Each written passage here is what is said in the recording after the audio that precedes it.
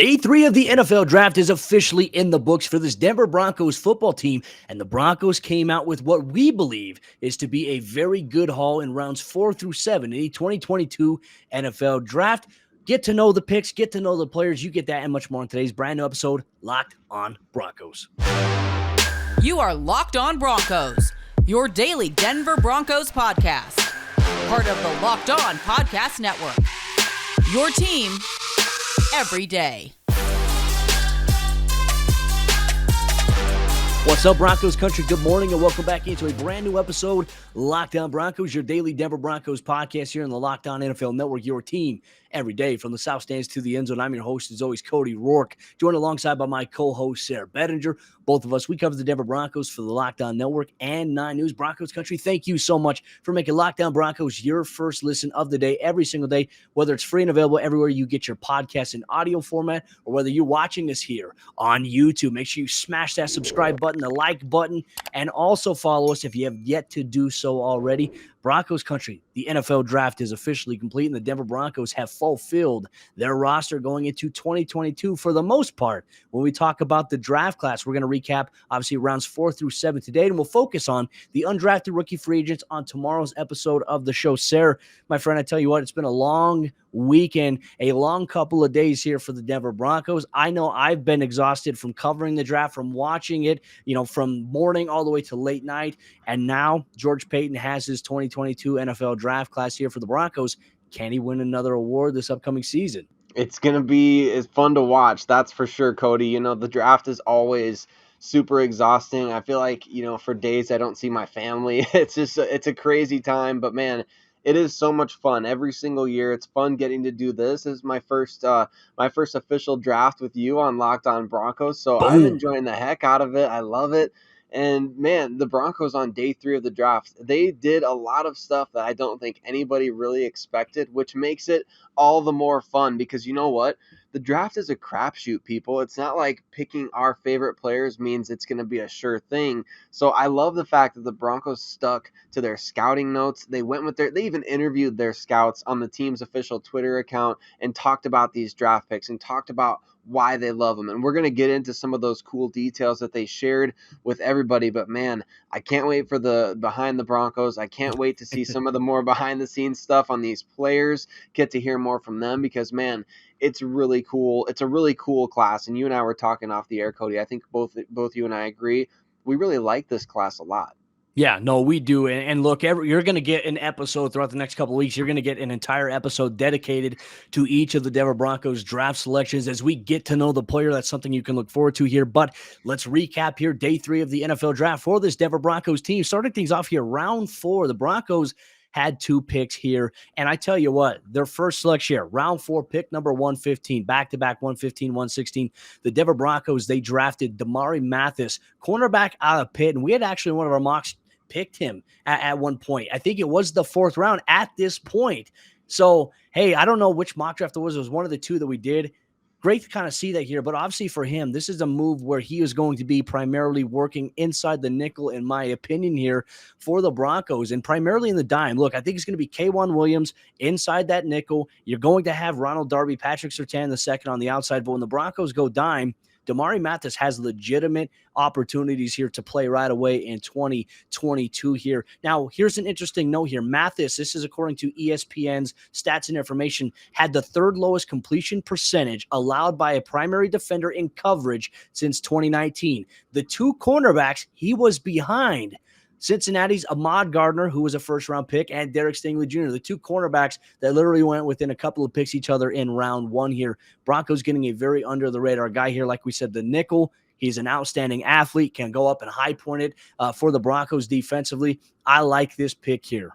Yeah, and George Paton does too, which is really great to hear. I mean, he talked about the fact that the weaknesses that he has right now, those don't need to stay weaknesses. The Broncos feel like they can really make this guy into a complete player. And I was thinking about this just going into day 3 action, like the cornerback group that was still sitting there on the board. And this was kind of reflected in the ways that team kind of pulled them off the board right away. But it was a deep group of cornerbacks still sitting there on day 3. And the Broncos, I think, got one of the best ones. I know that we did a mock draft that included Mathis in it, but we also talked about him in an episode where we went through, hey, here's the players at the cornerback position the Broncos could take at 64 or 75 or 96, and he was in one of those groups.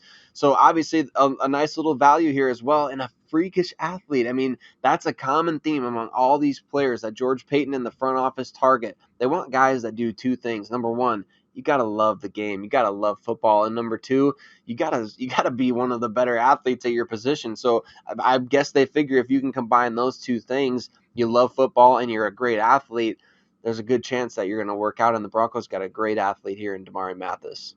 Oh, this is a guy that is expected to be the replacement for Bryce Callahan. I don't think that Callahan is probably in line to return for this Broncos team now, but the Broncos did secure a Shelby Harris replacement immediately afterwards at pick number 16, going with Iowa State defensive end, defensive lineman Eyioma Uwazurike. Now, the Broncos will have a first-team All-Pro, hardest names to pronounce for broadcasters this upcoming season. We'll nail it because obviously we spent a lot of time studying the team and the players and the names there, but Uwazurike, he can play outside, he can play a 5-tech, he can play that 3-tech, and I tell you what, I see a lot of traits. And guess what number he happened to be wearing at the Senior Bowl? Happened to be wearing number 96, Sayre, which, you know what, I think for where the Broncos are at, this is a guy that just has such a high motor to him. When we talk about RAS scores, this is not a guy that necessarily has like a high RAS score, but within the confines, he's a very, very strong player. Your thoughts here on Uwazurike coming in for the Broncos? I honestly feel like Sayre, he could be a starter day one opposite of Draymond Jones at defensive end, and you can allow Mike Purcell and DJ Jones to rotate in that role at that defensive interior.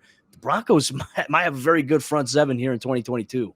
It's really shaping up that way for sure. And I think, this is going to mean a lot because, when I'm starting to say good things about Iowa State Cyclones, Cody, that is very meaningful because he's not an Iowa Hawkeye. So absolutely, this is a great pick. The number 96, obviously reminiscent of Shelby Harris.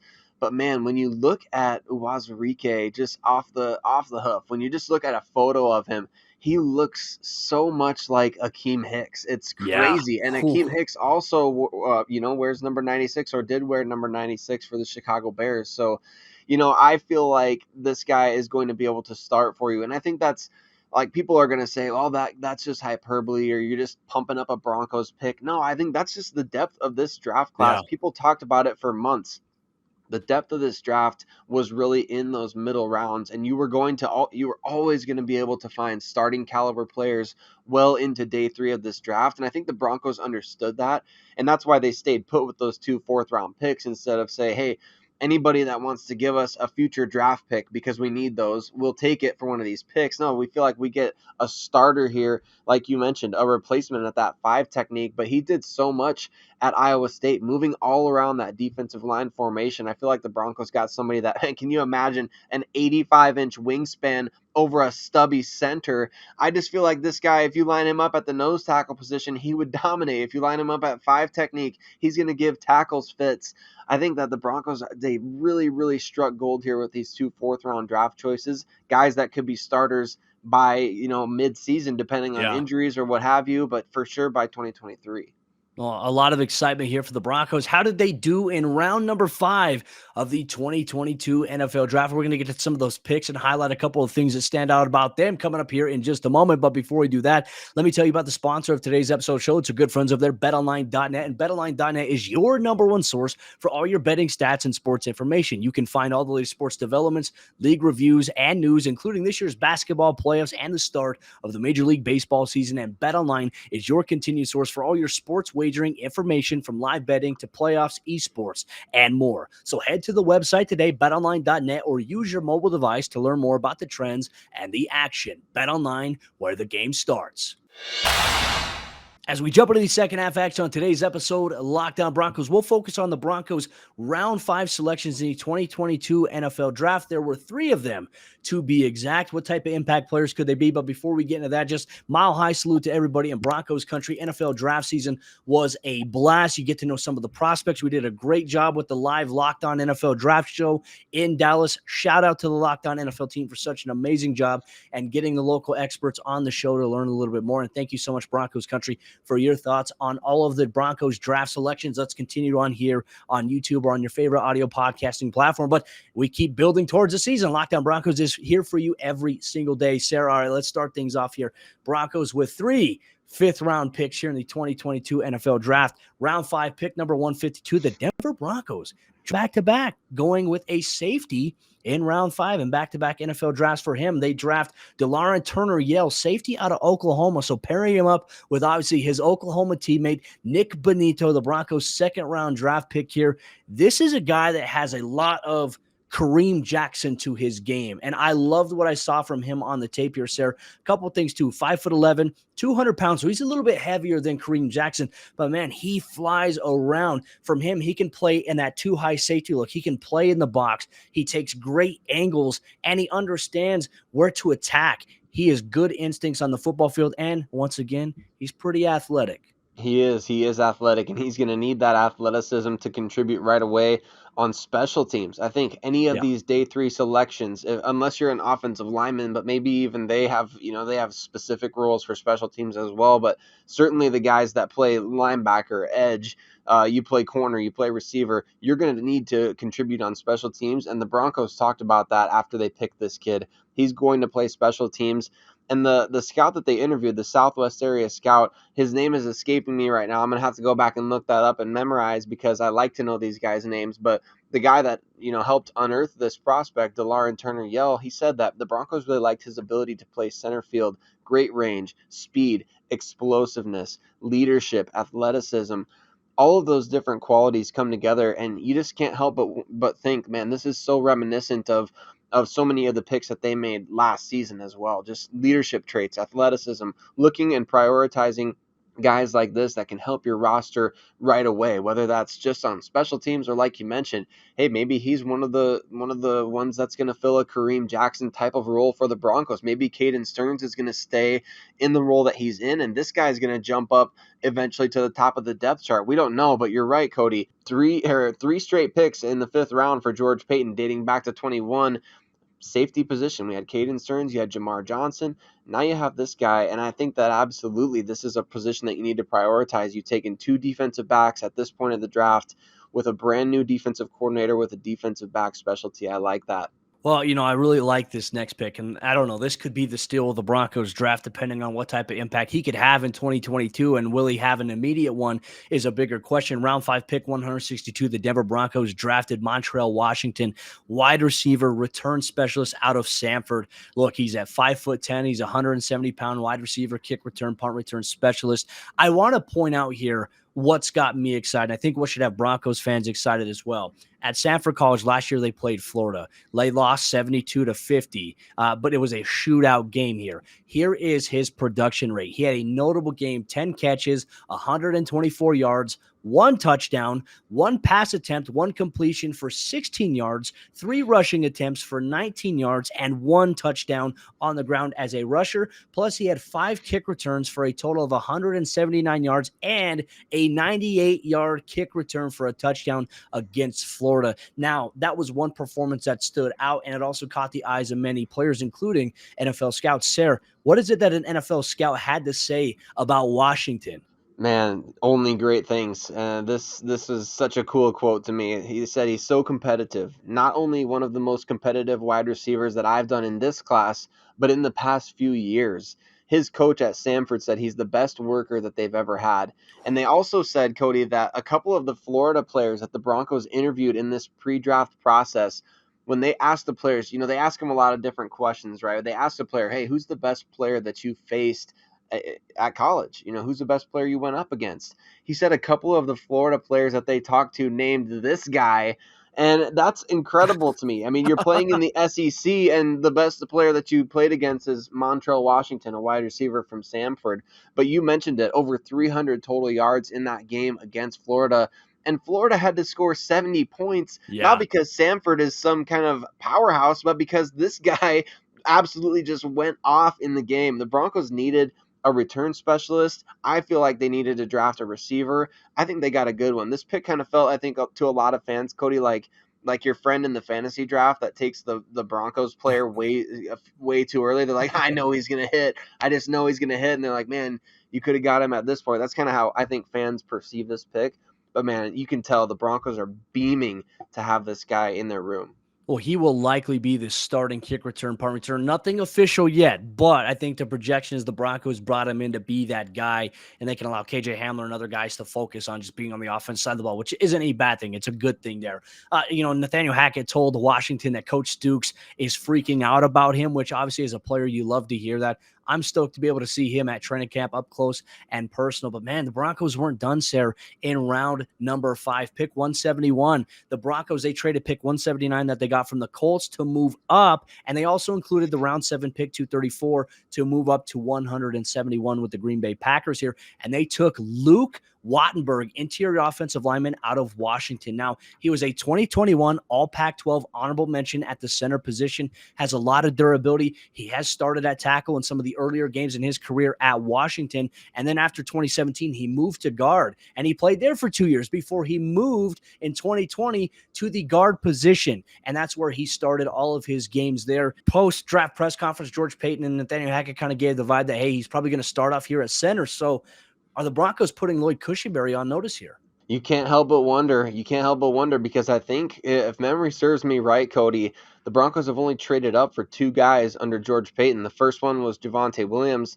The second one is this guy. You trade up for him, and Yeah. he was doing a phone conference call during the draft, and he said he felt like he was a professional college player based on how long he'd been there. Right? We know this is a draft class that is so unique because this is one of the first classes that's kind of coming out in the repercussion or sort of the aftermath of the pandemic, right? Like, these guys had the option for the extra year of eligibility. And so what did this guy do? He went back for another year and played the center position, got some better tape out there at the center position. And yes, he might be a bit of an older rookie, but at the same time, I feel like with his athleticism and with his time on task now at center, you feel like maybe he's a little bit more ready to take on that kind of role. And yes, again, we're talking about a 5th round pick. This is pick number 171 overall, but that doesn't matter. If this guy can play, if he's a better fit for your scheme, put him on the field. I mean, we saw last year, Caden Stearns, a 5th round pick. He played a significant role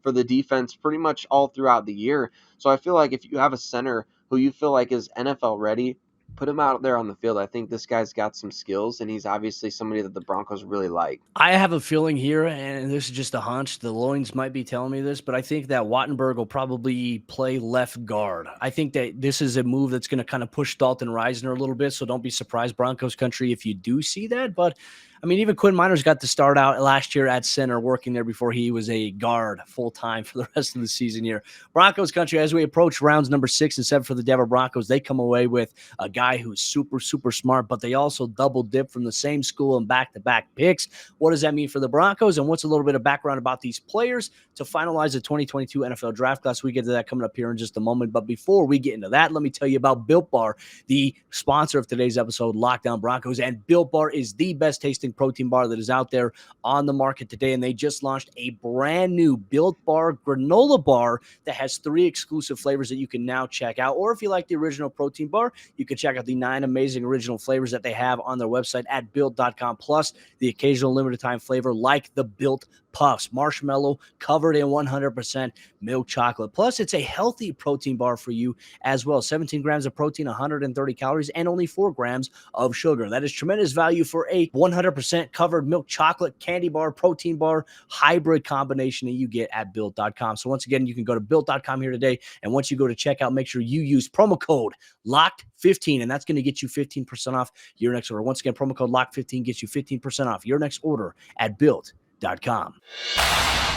As we jump into the fourth quarter action on today's episode, Lockdown Broncos, Broncos Country, thank you so much for making Lockdown Broncos your first listen of the day with your morning cup of coffee on your way to work. Whether you're working out, we appreciate you so much, and we enjoy having this conversation every single day with all of you in Broncos Country. Make sure you engage with us in the comment section down below on YouTube or on Twitter. You can tweet Sayre and I at Cody Roark NFL, at Sayre Bedinger, at Lockdown Broncos. Sayre, let's get into the final picks here for this Denver Broncos team, round 6 and round 7. The Broncos deciding to do a little bit of double dipping in Wisconsin with some of the Badgers there, and I noticed a little bit of a trend. They brought back Melvin Gordon, former Wisconsin Badger, Russell Wilson, and now they're going in here.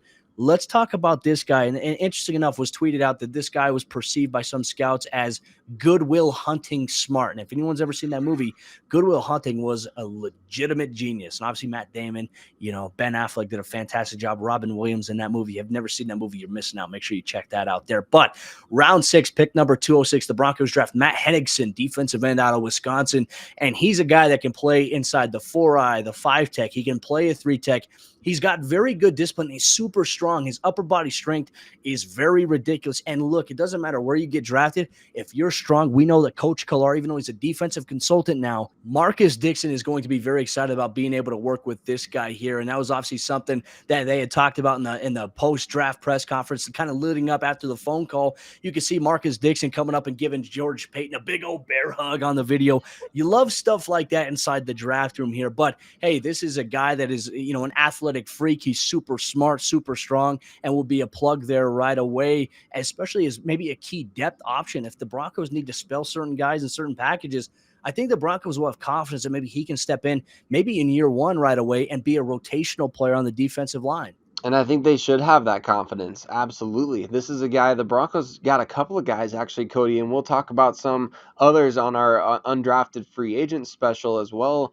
But man, they got a couple of guys off. If everybody out there knows what this is, the Bruce Feldman's Freaks list that he comes out with every summer. You talk about a lot of college athletes that test extremely well, just exceptionally well among their peers. And this guy was one of them. And not only does he already have an engineering degree, not only did he get a 4.0 GPA at Wisconsin, Cody, but at 290 pounds, this man jumped 37 and a half inches.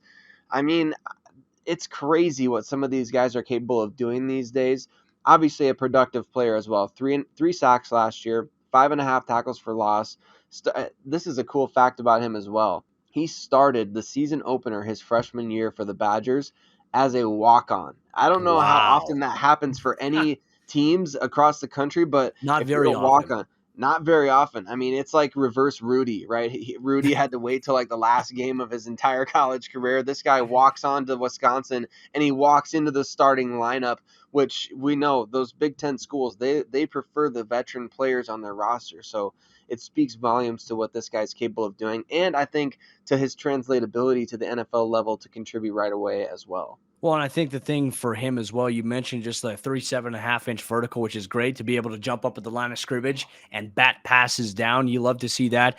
A lot of durability, too. He's only missed 2 games in his career at Wisconsin, and he's got ridiculous work habits, tremendous motor, and lots of pop plays, according to a lot of the scouts as well. Broncos getting what we would call a grinder on the defensive line there for Marcus Dixon. They're, obviously very excited about some of these pieces, but the Broncos and George Paton really building up that defense. And that was evident with this next pick here in round 7, pick 232, the Broncos' final pick. They drafted Faion Hicks, cornerback out of Wisconsin here. Now, Benjamin Albright put a tweet out, says, new Broncos cornerback Faion Hicks has been tough all his life. When he broke his leg when he was 5 years old, he refused crutches, preferring to hop around until it healed. That's a wild story there. I mean, I could never imagine doing that myself, but hey, hats off to him. Toughness is obviously something that, a lot of people like, but looking a little bit at him, he's a 4-year player at Wisconsin here. Sayre, the Broncos need more cornerback depth. We kind of talked about this off air. This could be kind of like the Kerry Vincent-esque signing, and maybe the Broncos don't actually let him go to another team. I know Kerry Vincent went to the Philadelphia Eagles, but for him, just another high RAS score guy here for George Paton and the Broncos. Yes, you love to see that. A 4.37 in the 40-yard dash. Absolutely exceptional athleticism, which means that, hey, if this guy does make your team right away, he's going to play special teams and he's going to get downfield really quickly. And I think that this pick, it's the last pick the Broncos had in their draft class. 8 pass breakups in 2021. I mean, a 4-year player at Wisconsin. Like, these are good qualities for guys to have, and especially if your scouts are saying like, hey, we really like this guy. We loved Hennigsen at Wisconsin, but we thought this guy would be really good as well. You trust your scouts in those situations, and I think this is a situation on day 3 of the draft where the Broncos picked a lot of players that maybe fans hadn't been projecting in their mock draft simulations, and I hate that's mock me drafts included. because of that. I know exactly, because you become attached, like just like these scouts become attached to the guys that they're evaluating. Fans become attached to guys that, okay, I'm used to seeing this guy's name pop up in round 5, round 6, round 7. I really like this guy's value in round 7. All of a sudden, that guy you were picking in round 7, he goes in round 3, and there's a whole new list of players that you got to pick from. So I think that the Broncos, they trusted their scouts in this draft process. This pick is more evidence of that, and I love that. I think that's great. I love drafting college teammates. I think that helps rookies transition in the NFL as well, and you need those types of things for some of these guys. Like, it just helps them get acclimated. They know each other. I got a teammate coming with me. That would be such a comforting thing for a young player to know. So not that you do that for every guy, but I think in certain situations it works out well. And this guy, I mean, he's got some nickel potential, a 4.37 in the 40-yard dash. I think he's 5'10", 192 pounds. So you getting a guy here that you could slide to the inside and match him up with some quicker receivers. I think the Broncos did a good job in this draft, and this was an interesting way to close it out. Maybe not the most high-profile selection they could have made, but certainly a guy that they could develop with their defensive backs coach, Christian Parker. Ejiro Evero obviously calling the shots. Well, Broncos country, Sayre and I really like this year's NFL draft class. Last year's was phenomenal, impeccable, stupendous, if we're going to use any big words here. That was last year's. I'm feeling very confident. I like the picks here. I think that they're good value. And look, the Broncos adding key depth at areas before, as you mentioned earlier on this episode, Sayre, before they become needs. And I think that's super critical, because if you can get ahead of the curve of needs and you can start developing guys, it bodes well to not making that to where it's a need. And then you don't have to reach for players in the NFL draft. And hey, George Paton did say, like, right now the Broncos have 5 picks in 2023, and they will guarantee to have more in going into next year's, by the time they're picking on the clock next season, they're going to have more than 5 draft picks. So that leads us to a whole bunch of different scenarios here going into next season. But you know what? We're so thankful. Mock draft season is over. The NFL draft is over. Now we focus on rookie minicamp. We focus on OTAs, and then a little bit of a break for the Broncos players, not for us here at Lockdown Broncos. And then bam, we are there at training camp. I'll be there as well. Plus, I have some career news I'll be sharing this week here with everybody in Broncos country. Sayre, I'm looking forward to it as well. Glad to have you on the show, my friend. Glad to have every member of Broncos country who listens to the show. Sayre and I, we appreciate you so much. All the kind words, all the interaction that you get. Even if we don't agree all the time, we always appreciate your perspectives. And for all of you who keep things respectful here on this channel, we appreciate you so much. Locked On Broncos is, once again, your daily Denver Broncos podcast here on the Locked On NFL Network. One thing you can always bank on, Sayre Bedinger, myself, we're going to have an episode for you every single day, Monday through Friday, all year long. Broncos country, we'll see you tomorrow for undrafted rookie free agent special show. Which Broncos undrafted rookie free agent might have the best chance of making the roster? A little bit of a too early projection on tomorrow's episode, Locked On Broncos.